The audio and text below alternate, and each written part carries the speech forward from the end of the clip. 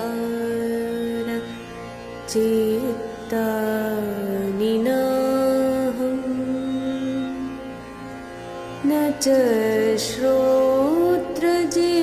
श्रोत्रजिह्वे न च घ्राणनेत्रे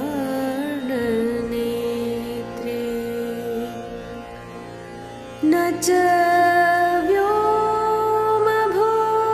व्योमभूमिर्न तेजो न वायु चिदानन्दरूपः शिवोऽहं शिवोऽहं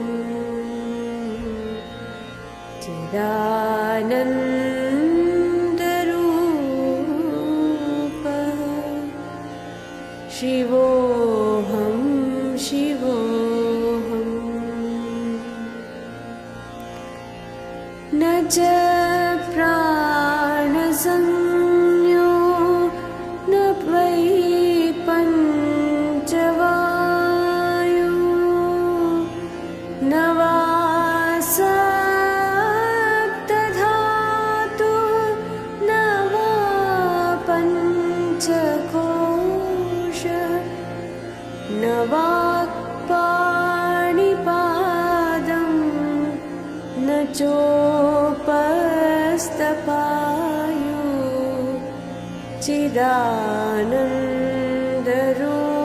चिदानन्दरूपः शिवोऽहं शिवोऽहं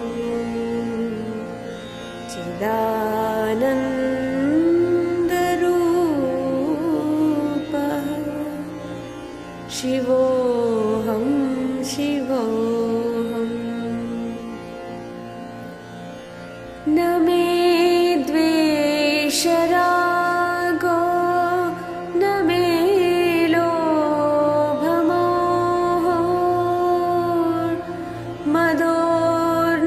मदोर्नैव मे नैव मात्सर्यभावः न धर्मो न चार्थो न कामो न मोक्षः चिदानन्दरूपः शिवोऽहं शिवोऽहं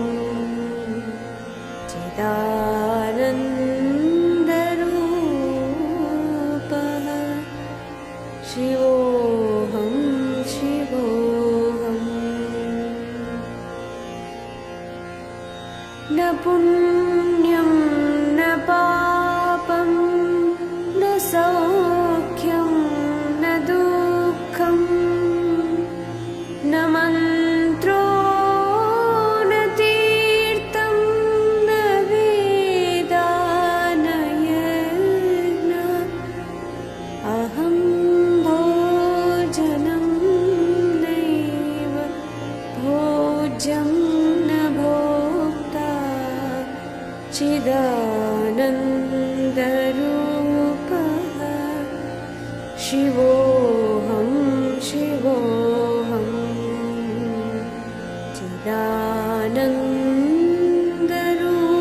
चिदानन्दरूपः शिवोऽहं शिवोऽहं न मृत्युर्न शङ्का न मे जातिभेदः पिता नैव मे नैव माता न जन्म न बन्धुर्न मित्रं गुरुर्नैव शिष्यः चिदानन्दरूपः शिवोऽहं शिवोऽहं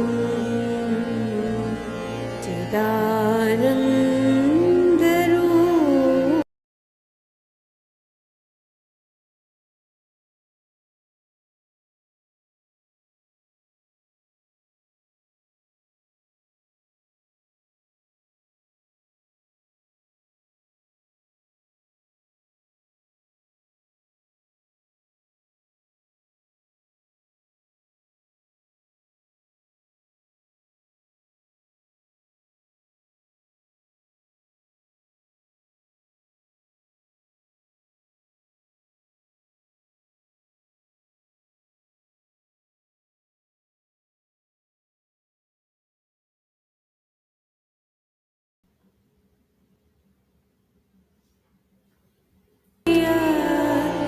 चिदानन्दरूपः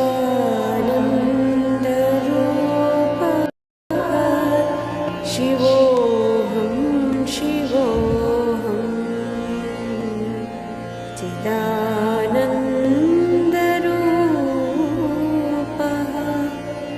शिवोऽहं शिवोऽहं शिवोऽहं शिवोऽहं शिवोऽहं शिवोऽहम्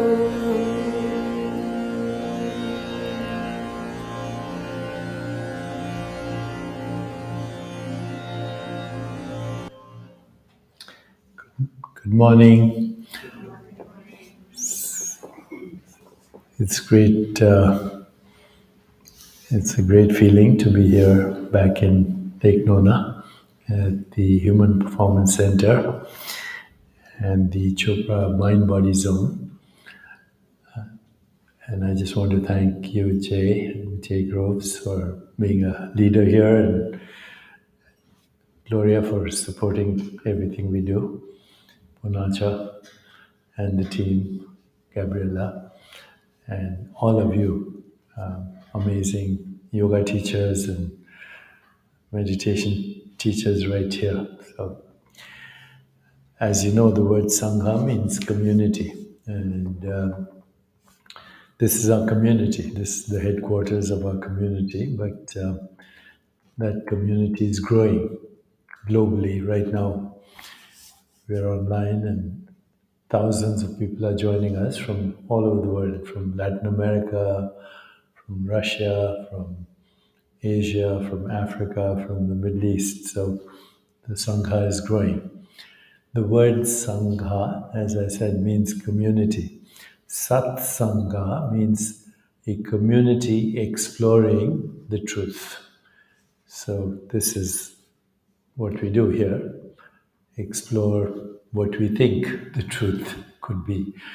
Truth not in how we communicate with each other, but ultimate truth. Truth with a capital T. What is reality? What is fundamental reality? And this idea to know that by knowing which everything else is known is a very ancient idea in the wisdom traditions. Buddhism, Kashmir Shaivism, Vedanta, the Gnostic Gospels, the Sufi traditions of Islam, they all talk about this. But I'm right now quoting directly from the Vedanta. It says, know that one thing by which everything else is known. And what is that one thing? Existence. What is that one thing? Reality. We know things exist. This chair exists, this hand exists, this nose exists, this iPhone exists. So it's all part of existence. What is existence? If we know that, then we know the nature of everything else, the hand, the phone, everything. So that's the basis of satsang. Today I want to talk about three things. First thing, very briefly, because we're reaching a global audience right now. The first thing I just want to mention is this is Men's Mental Health Awareness Month. This today and this month is Men's Mental Health Awareness Month. And so we are promoting the well-being of men globally. They deserve it because they need it more than anybody else. And so if you check out Chopra Foundation, neveralone.love, other social media, you'll be seeing a lot of information on what we can do to improve mental well-being for men, for everyone, but this month the focus is on men. The second thing I want to do today is actually explore with you what we are calling the longevity experiment, which is being launched right from here in Lake Nona. I believe January 1, we will launch it. You're all welcome to be part of it. There'll be three tiers to it. A lot of the content will be totally free of charge. Some content will be a very minor fee, very minor fee, maybe $5-6 a month, and then we'll have another section for the longevity experiment, which will include all kinds of studies, genetic markers, looking at stem cells, looking at information technologies, looking at inflammatory markers, looking at gene expression, looking at the microbiome, but looking at longevity from every aspect. Why bother doing this? And then the third tier will be, well, we'll be engaging live with teachers and experts in longevity. So why are we doing this? I mean, does it really matter if you live 30 years or 100 years? You know, in the context of cosmic time, the difference between 30 years and 100 years is nothing. You know, it's like a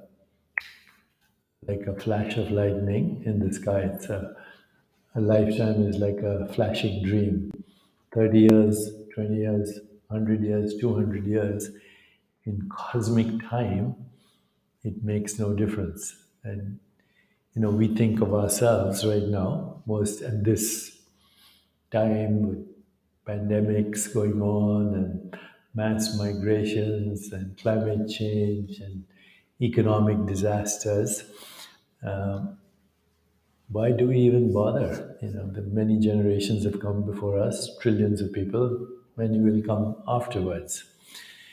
The reason to do the longevity experiment is actually to ultimately get to what we're doing all the time, trying to figure out what is ultimate reality, what is the source of every experience we have, every experience, the experience of our body, the experience of our mind, the experience of the world. What is the source? Starting back to what I started with, know that one thing by knowing which everything else is known. So the reason, ultimate reason to do the longevity experiment is number one, to improve the quality of our life. It doesn't matter how long you live, but today people are talking about health span, not lifespan, health span. A lot of people live a long time, but they have no health. They're on a respirator, hospice, suffering from cancer, terminal disease. And even though lifespan is extending, health span is what needs to extend. And ideally speaking, according to the wisdom traditions, even in this age of ignorance, a human being should be able to live about 100 or more and contribute to the world's evolution and be useful and be joyful and choose to die in what is called Mahasamadhi, the big meditation, comfortably. I've mentioned many, many times before that only 5% or less of disease-related gene mutations are fully penetrant in that they guarantee the disease. It's less than 5%. The other mutations that are associated with disease, including cancer, heart disease, autoimmune illness, degenerative diseases, frequency of infections, all these chronic ailments, even though you may have a gene mutation for that particular disease, the expression of the gene can be modified. And now we know that 99.9% of the genetic information in our body is not even human, it's bacterial. And if we can change 99.9% of our genetic information, and genes are the software, and your body is the 3D printout, a changing 3D printout, you should be able to print out a different body, right? 99.9% of genes can be changed. Now there's 0.1% of genes, 25,000, that you got from your parents, you can't change them.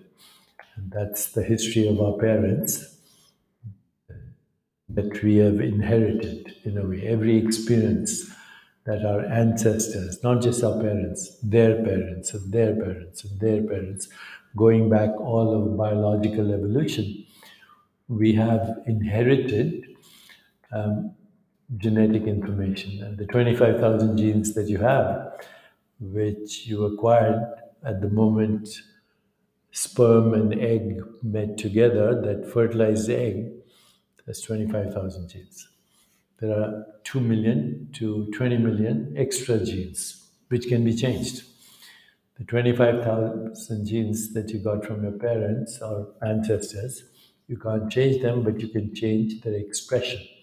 And that's the new science of what we call epigenetics. We already have published work now that a week-long retreat in meditation, practicing a few breathing techniques, doing some yoga, changing your diet can upgrade the human genes. So we saw in our studies published in peer-reviewed journals, including Nature, Translational Psychiatry, one of the highest impact peer-reviewed journals, that within 1 week you could change the expression of the human genes and you could increase telomerase levels by 40%. Telomerase is the enzyme that controls genetically how long you live. So as we grow older, telomere length decreases, telomerase levels decrease, and then there's something called the genetic clock determined by what biologists call the Hayflick limit, at which point you die. Okay, so death has to happen because without death, there's no life. Life is the continuum of birth and death. In fact, in biology, there's a condition, there's a term called apoptosis, programmed cellular death. And when programmed cellular death doesn't happen, that's called cancer. Cancer is the loss of the memory of death, literally. Once again, cancer is the loss of the memory of death. So stomach cells die every 5 days. Why? So you have new ones. Skin cells die once a month. If they didn't, your skin would be like that of a crocodile, which crocodile skin takes a long time to die. Okay. So everything in our body is constantly being born and dying. Even the DNA, the genes that obviously hold the memories of millions, if not billions of years of time, even the genes, the actual carbon, hydrogen, oxygen, nitrogen comes and goes every 6 weeks. So your DNA today is not what it was 6 weeks ago. Even your skeleton, it seems so hard, solid. Calcium, phosphorus, oxygen, nitrogen, few other trace elements that you could buy in a hardware store for $10. This body requires $10 of raw material, literally. So those things, elements and forces, atoms, molecules, force fields, gravity, these are fundamental forces of nature. They don't get old. Atoms don't get old. Molecules don't get old. Actually, unicellular organisms don't get old. Today, if you see an amoeba or a protozoa, some unicellular organism, amoeba has never suffered death other than being killed accidentally or you put toxins. But today's amoeba is the first amoeba that ever lived because amoeba just divides. Asexually, it divides itself. So goes on forever. Atoms don't die. Molecules don't die. They just disappear into what we call the unmanifest field of possibilities and then they reemerge. So why do we?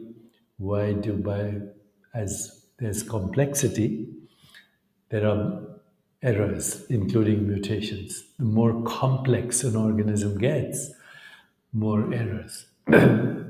So, in the longevity experiment, of course, we want to look at all the modern technologies, stem cells, inflammation, anti inflammatory practices, including anti inflammatory diet, exercise, vagal stimulation, mind body coordination, gene expression, stem cell research, stem cell application, whether it's for the skin.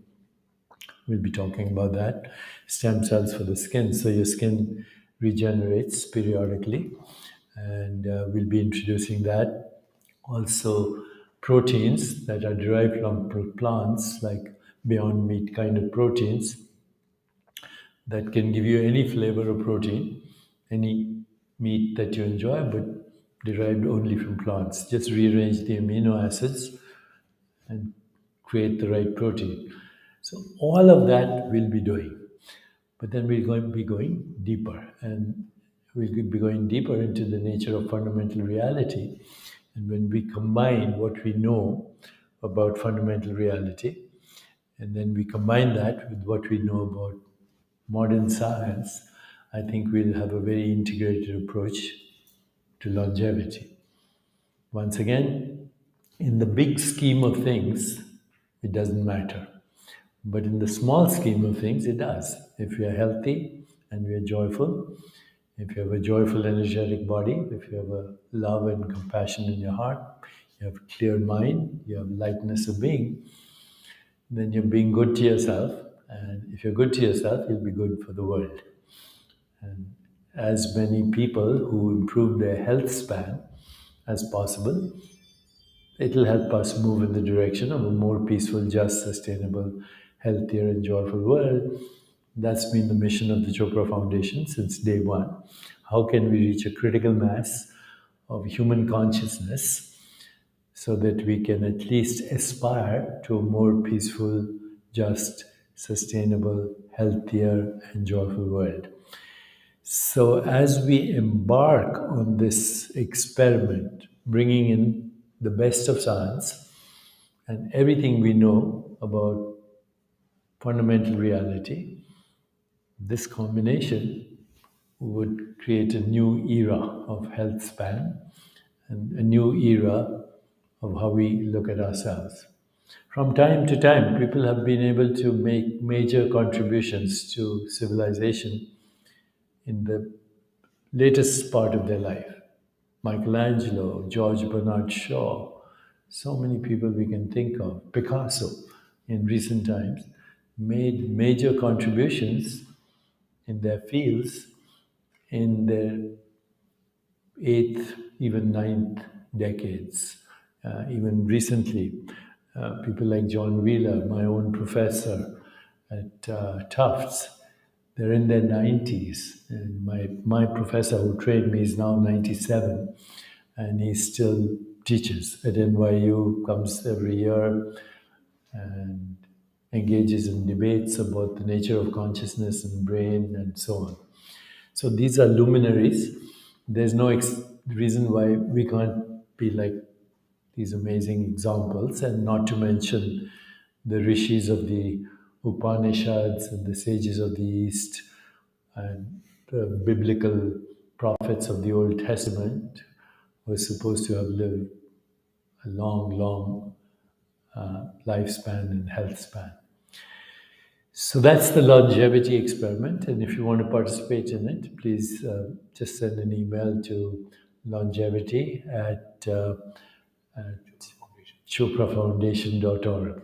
So once again, longevity at choprafoundation.org. Now, I'm going to link that to a new concept, to a new idea that connects with what we call fundamental reality. I'm going to link that to a new initiative that we're launching that you haven't heard about. And I'm mentioning it now for the first time publicly in this forum. And that's called Seva Love. and meta-human adventures in metaverses, not even the metaverse, meta-human adventures in metaverses.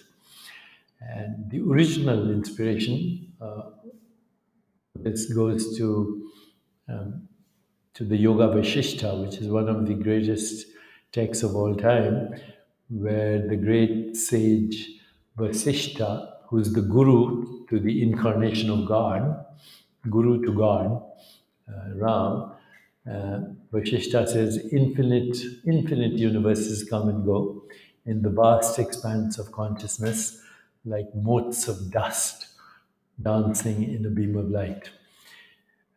As you may or may not know, quantum mechanics is a mathematical recipe for creating technology. 70% of our technology comes from the math of quantum mechanics. But if you go to Wikipedia and you say, what are the interpretations of quantum mechanics?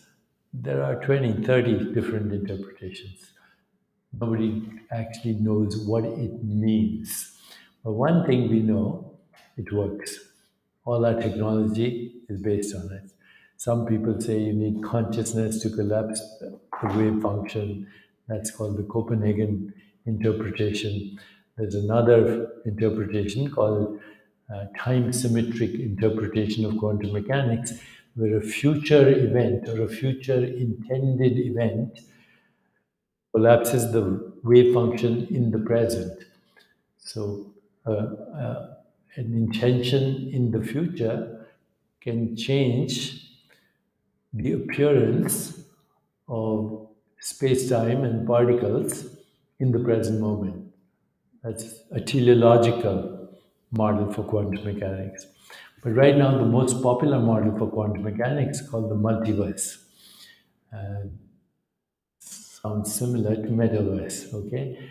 And if you want to read a physicalist explanation of the multiverse, in the book right now that's fashionable, it's circulating, it's called Something Deeply Hidden by Sean Carroll at Caltech. And he sits on the same desk as Richard Feynman, the same desk that Einstein sat on when he visited Caltech. So, modern science is saying there are infinite universes, infinite universes. We live in the Milky Way galaxy, and this universe, our present universe, has 2 trillion galaxies, 700 sextillion stars, uncountable trillions of planets. So here we are, human beings on a speck of dust somewhere in the junkyard of infinity talking about infinite universes. How is that arrogant, or is that even real? And I think it's real if we understand who we are, what fundamental reality is. So we are going to be announcing, in fact, not announcing, I'm announcing right now, Seva Love. The vision of Seva Love is also, amongst other things, NFTs for good. You know what NFTs are, non-fungible tokens. And so we're going to create these for improving the world. We're hopefully going to have an NFT gallery right here in Lake Nona. We're talking about that right now. One of the initiatives then of Seva Love is NFT for good. The second is to create the multiverse, actually create the multiverse and have you as meta-humans take adventures in the multiverse. So I need to explain what that means. But so the second aspect of Seva Love will be meta-human adventures in the metaverse. And just like Disney has Disneyland, we'll have a Seva Land on Metaverse, which means people can do service and they can be rewarded by Seva tokens. And then they can use the tokens to go to Whole Foods or whatever, or spend them anywhere else. The other thing that this Seva Love will do is actually create meta-human adventures for Metahumans. And so you're all invited to be Metahumans. And it will bring in together artists, scientists, humanitarians, and entertainers uh, that are committed to the well-being of communities globally, everywhere. First, we'll create them in the metaverse, and then they'll spontaneously spawn into local communities as well. And so, as we announced that, I just want to give a shout out to our team, which includes Gabriela Wright, she's right here, Nelson Diaz, Wisby, Matai Blacklock, Hadera, an organization called Infinite, an organization called Firestarter, CEO of which is Parul Gujral. So, this is our team. Okay, now, how do we connect longevity to metahuman adventures in the metaverse? Let's start just with that. What does it mean to be human? To be human today is to be a bundle of conditioned reflexes and nerves that's constantly being triggered by people and circumstance into predictable outcomes. To be human in our society today is to be a biological robot. Now, of course, biological robots can be assigned all kinds of tasks: do my laundry, clean up the apartment, create a painting, come up with a new technology. Biological robots can do that. We are biological robots too, because we're predictable. If I say something mean to you, you'll be offended for the rest of your life. If I say something nice to you, you'll be happy, at least for a few moments. That means you're at the mercy of every stranger on the street. That's what it means to be human. Seek validation. How many likes do I have? It is to be confusing yourself with your selfie. And it is to be under the spell or hypnosis of the conditioned mind. And the conditioned mind is a divided mind. It says there's me and there's the rest of the universe. And the conditioned mind is a polarized mind, conditioned by religion, conditioned by politics, conditioned by race, conditioned by ethnicity, conditioned by nationalism, conditioned by money, conditioned by the experiences of our ancestors, conditioned ever since humans started to create models of reality. They forgot what reality was, and that's actually what we call the state of grace that was sacrificed for the divided mind. What's the state of grace? It's the state of flow. It's the state of not only peak experiences but and peak moments, but always being in that state. To be in a state where you feel ultimate truth as ecstasy. You know, the word ecstasy comes from ektasis, stepping out. Stepping out of what? Stepping out of your identity as the conditioned human mind. This is the printout. This physical body is the printout of the conditioned human mind. So, again, in Eastern wisdom traditions, this is referred to as the pain and pleasure body. If I ask you to close your eyes right now and do nothing, you'll say, oh, become aware of this internal dialogue you're having. Somebody inside you is having a conversation with themselves. Big mystery who this is, but it can be figured out. But whoever this is who's having a conversation with themselves never shuts up. Okay? That conversation is going on right now, it's going on in your dreams, it even goes on in your deep sleep. You're not aware of it. There's a little bit of that conversation going on. Who's having that conversation? What is having that conversation? Because if the story is pleasant that you're remembering a story when you're having this conversation. You know, memories are also a very mysterious thing. until you retrieve the memory, there's no memory. So, till I ask you, what did you have for breakfast, till I ask you that question, there's no brain cell worrying about what did I have for breakfast. Okay, but as soon as I ask you a question, then the brain gets activated with what we call a neural correlate of the memory. But actually, when I ask you to, what did you have for breakfast? And you say scrambled eggs and toast and yogurt. Before you say that, there is no memory. As soon as you say it, you reconstruct an experience. You remember that which was dismembered. And so all memory is a remembrance, and therefore all memory exists only in imagination. Memory and imagination are the same thing. Memory and imagination are the same thing. And now the Eastern wisdom traditions take it even further. They say karma, memory, and imagination are the same thing. They take it even further. They say karma, memory, imagination, this body, and the universe are the same thing. Well, if they're the same thing, that means our body and the universe is the imagination of ourself. This body and this universe is the imagination of ourself. That internal dialogue, pleasure and pain, is printing out what we call the pain and pleasure body.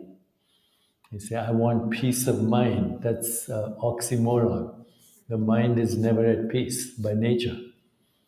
So there can never be anything called peace of mind.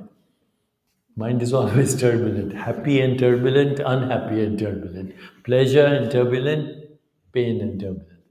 This is the karmic body. This earth is karma bhumi. And to be a victim of karma is to be a victim of memory and imagination. To transcend karma is to be free. So, metahuman is no longer human.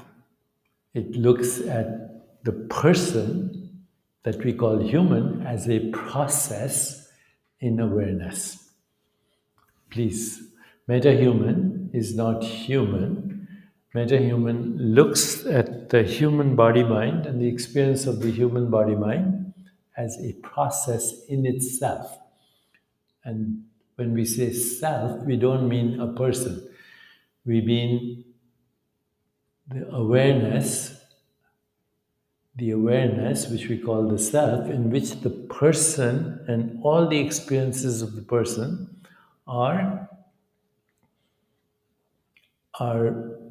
seen as a process by the metahuman. And the metahuman then can direct that process into longevity, direct that process into a new experience of the world, meta world, new experience of the universe, metaverse, new experiences of many universes, metaverses. So these are meta-human adventures in the metaverse. Now, what we call the physical universe right now, I just told you, and the physical body, is an imagined projection of fundamental reality or existence. So even though this appears real, it is a fluctuating appearance of sensations, perceptions, images, feelings, and thoughts that we then codify as the physical body and the physical universe. Like this, there are infinite other lokas. The word loka in Sanskrit means location. In Latin, locus. So this is a loka where we are right now. Lake Nona, Human Performance Center, Florida, the United States, all the continents, looking up at the sky. This is our present loka that we have imagined. Okay, like this, we can imagine other lokas. We can embed ourselves in them, and then We are metahumans having metahuman adventures. Now, I want to introduce the non dual traditions to you right now. And I'll do it in three ways and then see how, out of that understanding, can emerge the metahuman. So, one of the metaphors I like to use is the experience of of a tadpole becoming a frog. You know, tadpole doesn't look like a frog, right? But the other very interesting metaphor is the transition of a caterpillar into a butterfly. So, you know, caterpillar is a worm, and at a certain stage of its life, like any other organism, it starts to decay. And as its body decays, there are a few cells. I'm speaking metaphorically now because everything is metaphor. The world is metaphor. The world is symbolic representation of fundamental reality. But at a certain stage of its life, as the caterpillar dies, its body starts to putrefy. But there are a few cells in the body of the caterpillar that some people, some biologists refer to as the imaginal cells. The imaginal cells. And they start to connect with each other. There's just a few of them. They start to connect with each other and they don't putrefy. In fact, they use the putrefying body of the caterpillar as their nutritive soup, as their culture medium. And as the body decays, they connect and connect. And when that connection reaches a critical mass, then the butterfly is born. So just when the caterpillar thought the world was coming to an end, it emerged as a butterfly. That's meta-human, human to meta-human. Now, very interesting, if you do experiments on the caterpillar, you expose it to certain smells, trauma, whatever, even the butterfly remembers the experiences of the caterpillar. So memory never goes away because memory is where? In awareness. And awareness is formless. And so it only actualizes in the brain for us when we retrieve it. So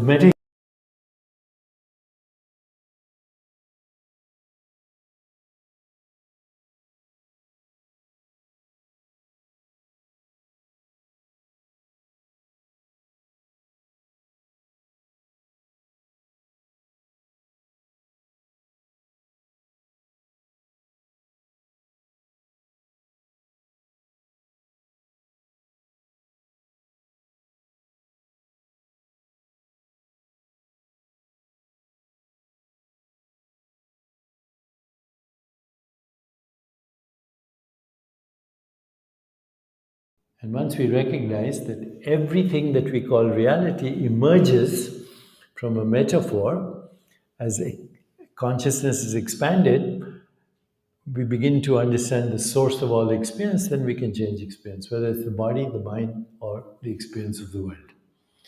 Okay, so now let me give you three examples. How are we doing for time? How much time do I have? 15 minutes left? Okay. So we'll finish it in 15 minutes. Otherwise, we can't even post it. So it will be. Okay, three things. Let's take three things. Everyday experience. Two things are happening. There's a scenery and there's a seer right now. So right now you are enjoying what we call the scenery. The scenery includes your own physical body. It includes this room, it includes what's outside this room. If you could go beyond that, it includes the state of Florida, the United States, and the stars and the moon. That's all part of the scenery. But there's something else which is part of the scenery, your thoughts. Because your thoughts are appearances in consciousness. Your emotions, your feelings, your imagination, it's your body, it's all part of the scenery. Why do we call it scenery? Because the scenery is changing all the time. The scenery has been changing since the day you embarked on this earth adventure as a fertilized ovum, and then zygote and embryo. That's part of the scenery. Your body is part of the scenery, but your thoughts are part of the scenery. Your imagination is part of the scenery. Everything that appears on the screen of consciousness, time, space, is part of the scenery. But there's one part of you that we call the seer that has never changed. You say, when I was 4 years old, when I was 15 years old, when I was a young adult, when I was in love, when I got divorced, same I. So that which we call I am is not changing. So I am is the seer, everything else is the scenery. I am doesn't change. I am zero entropy. The I am that you are now is the same I am when you were an embryo, even though right now you mostly have forgotten life as an embryo. You mostly have forgotten life as a baby. I am hasn't changed. Okay, so that's fundamental. I am. Second thing, just think about it. Every day we go through waking, dreaming, and sleeping. Right now, this is waking, which in the great wisdom traditions, the waking state is a lucid dream in a vivid now. But tonight you'll have a fuzzy dream, and then you'll go deep sleep. When you wake out of deep sleep, you say, it was so beautiful, I slept like a baby. So, what is it that experiences waking, dreaming, and sleeping? Waking, dreaming, and sleeping are the changing scenery. What is it? I am, not changing. And in Vedanta, we say we have different bodies: physical body, matter, energy, mental body, mind, intellect, ego, causal body, information, subtle, karma, memory, desire, all part of the scenery. Okay, these are called the koshas. They're all part of the scenery. What is the witness? I am. So what is I am? I am is fundamental reality. I am is existence. I am is formless. I am is infinite. I am has no location in space-time. I am has no cause, acausal. I am is irreducible.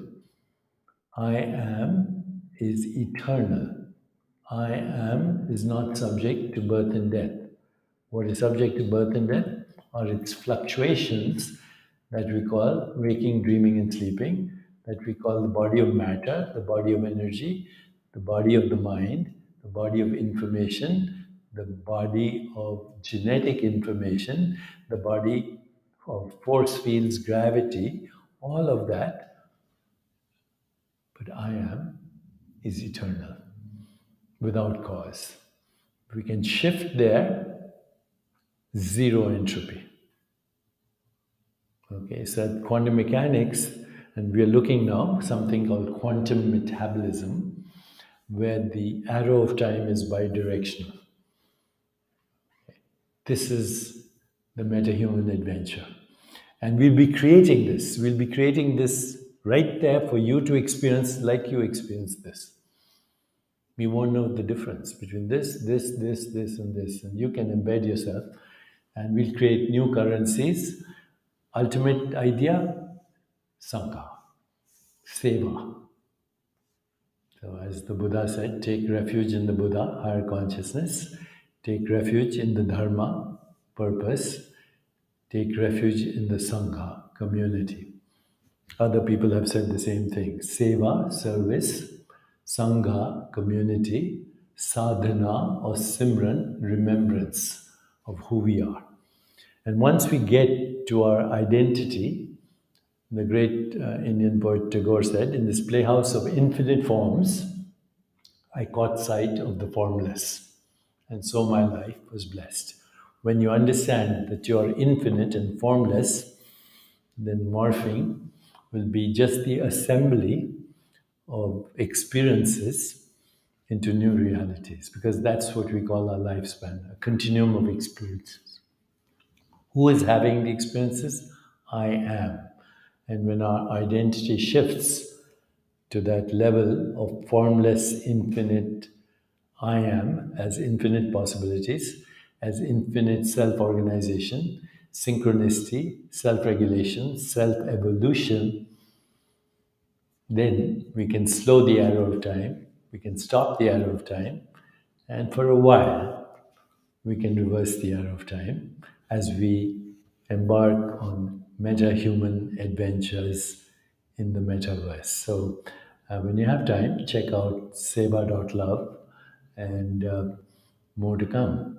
And this is then the conclusion of today's satsang. Men's health awareness, the longevity experiment, and looking forward to meta-human adventures in the metaverse. Thank you. And We do a 2-minute meditation, closing metahuman meditation. okay, so let's do a 2-minute meditation. Let's call it the metahuman meditation. We'll just make it up. Okay, so close your eyes and observe your breath. And notice that the breath comes and goes.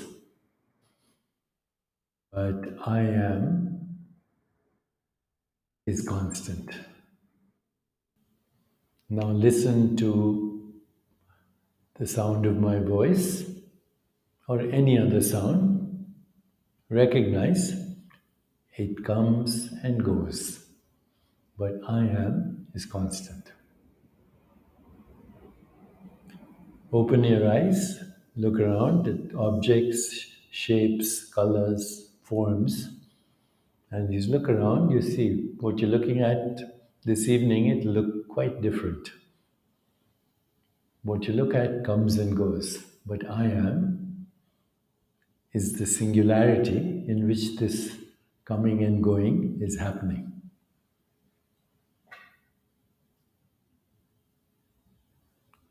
Feel any emotion, feel love now by thinking of someone you love. Now have the experience of sadness by thinking of something that was a tragedy.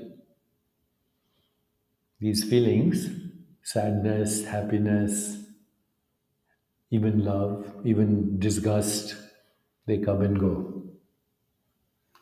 I am is always there. So what's real? That which comes and goes, or that which never leaves? Never leaves in deep sleep, never leaves in dreams, never leaves in the so-called waking stage, which is also a lucid dream in a vivid now. Okay, now just repeat your full name to yourself. I'm Deepak Chopra, I'm Susan Smith. Susan Smith and Deepak Chopra are part of the scenery. They come and go. I am never leaves. Because I am was never born, and I am does not die. The Bhagavad Gita says of it, water cannot wet it, wind cannot dry it, weapons cannot shatter it, fire cannot burn it. It is ancient, it is unborn, and it is not subject to death.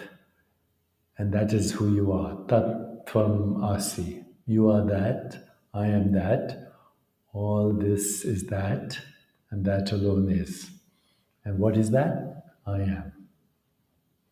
So before we finish, just repeat to yourself, I am that I am. And it can reinforce, I am timeless. I am infinite possibilities. I am infinite creativity. I am infinite universes. I am is metahuman. I am is ready to adventure in metaverses. Now, let go even of I am and just rest in your own being, your presence. Rest in I am without naming it. Because even though we call it I am, it is unnameable. Just rest in the presence of infinite awareness. The divine presence that makes every scenery possible.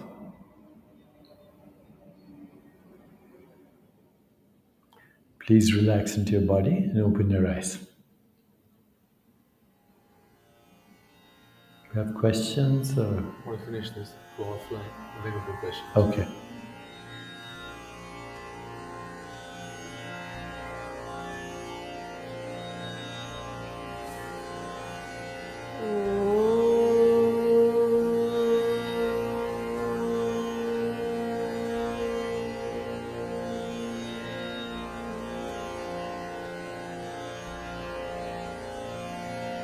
मनोबुद्ध्यहङ्कार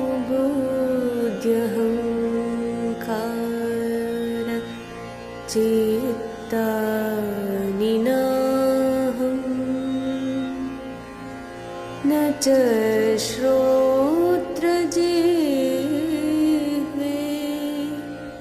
न च घ्राणनेत्रे